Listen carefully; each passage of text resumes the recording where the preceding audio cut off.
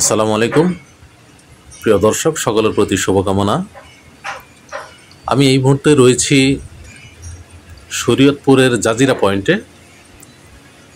যে বাসটিতে অবস্থান করছে এই বাসটি ঢাকা টু খুলনা চলাচল করে। ড্রাইভার সাহেব খুবই স্মুথলি সুন্দরভাবে গাড়ি চালাচ্ছে। কয়েক সেকেন্ডের মধ্যে পদ্মা সেতুর টোল প্লাজায় চলে যাব আমরা। আমি মূলত মৈনটঘাট গিয়েছিলাম, সেখান থেকে স্পিড বোটে পার হয়ে ফরিদপুরের চরভদ্রাসন গিয়েছি, সেখান থেকে সদরপুর থেকে ভাঙ্গা থেকে চিন্তা করলাম যে পদ্মা সেতু আজ ভ্রমণ করবো এবং দর্শকদের পদ্মা সেতুর পুরো ভিডিও দেখাবো। আমাদের বাসটি আস্তে আস্তে এগিয়ে যাচ্ছে। আমার সফর সঙ্গে আরও দুজন রয়েছে আমার সাথে। এখন আমাদের বাসটি আস্তে আস্তে এগিয়ে যাচ্ছে। ড্রাইভার সাহেব টোল পরিশোধ করবে। হ্যাঁ, টোল পরিশোধ করা শেষ। আমরা এখন আমাদের ইতিহাস, ঐতিহ্য, বাংলাদেশের গর্ব পদ্মা সেতুর দিকে এগিয়ে যাচ্ছি। পদ্মা সেতু হয়ে মাওয়া পয়েন্টে যাব, সেখান থেকে ঢাকা। বাম পাশে সুন্দর একটি সাদা প্রাইভেট কার দেখতে পাচ্ছি। দারুণ, এত আনন্দ লাগছে, কল্পনার অতীত। আসলে বাংলাদেশ যে এত সুন্দর, আপনারা না ঘুরলে বুঝতে পারবেন না। হয়তো অনেকেই পদ্মা সেতু হয়ে রাস্তা দিয়ে চলাচল করেন, কিন্তু আমি বাংলাদেশের বিভিন্ন প্রান্তে গিয়েছি। আমি এখন পদ্মা সেতুর উপর। সত্যি অসাধারণ অসাধারণ। পদ্মা সেতুর উপর দিয়ে গাড়ি চলছে আর নিচ দিয়ে হচ্ছে ট্রেনের রাস্তা, আর সবার নিচে পানি। একটু বলি, এই পদ্মা সেতুর পানির দৈর্ঘ্য হচ্ছে 6.15 কিলোমিটার। এটা পানির অংশ। মূলত এইটাই পদ্মা সেতুর অংশ হিসেবে ধরা হয়, কিন্তু মূলত জাজিরা পয়েন্ট থেকে মাওয়া পয়েন্ট পর্যন্ত পদ্মা সেতুর টোটাল দৈর্ঘ্য হচ্ছে 9 কিলোমিটার। আর এই যে আমরা যা দেখতে পাচ্ছি, এটা হচ্ছে 2 লেন, অপোজিটে 2 লেন, অর্থাৎ মোট 4 লেন।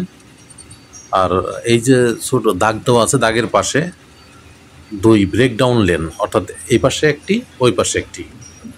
এবং এই পদ্মা সেতুর প্রস্থ হচ্ছে আপনার 22 মিটার। আর নিচে আমি যে বললাম, নিচের স্তরে রয়েছে রেল ট্র্যাক, অর্থাৎ ব্রড গেজ। আর মিটার গেজ যেটা আছে সেটা হলো ওই যে আপনার দেখা যাচ্ছে যে 1.5 হাত যে ফাঁকা রেল লাইনটা চিকন, সেই ধরনের আর কি। আর ব্রড গেজটা হলো বড়। এই ট্রেনের মধ্যে সিটও অনেক বড় থাকে এবং বসে সিটে বসে এবং ভ্রমণ করে খুবই আনন্দ পাওয়া যায়। দারুণ লাগছে। অনেক গাড়ি পদ্মা সেতুর উপর দিয়ে চলছে।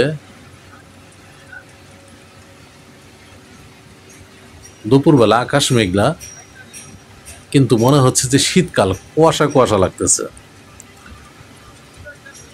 এই পদ্মা সেতুতে 41টি স্প্যান, প্রতি স্প্যান প্রায় 150 মিটার, আর 42টি পিলার, যার প্রতিটির ভিত্তিতে 3 মিটার ব্যাস ও প্রায় 127 মিটার গভীর স্টিল পাইপ ব্যবহার করা হয়েছে। আমার ভুলও হতে পারে।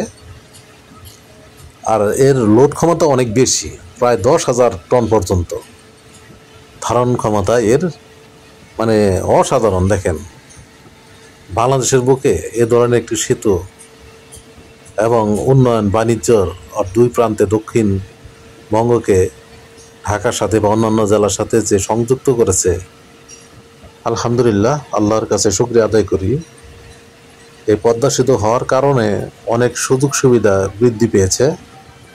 আর এই পদ্মা সেতু দিয়ে আপনার দক্ষিণবঙ্গে গ্যাস পাইপ লাইন চলে গেছে, 400 কেবি বৈদ্যুতিক লাইন এবং অপটিক ফাইবার টেলিকম লাইনের জন্য ব্যবস্থা সহ ডিজাইন করা হয়েছে।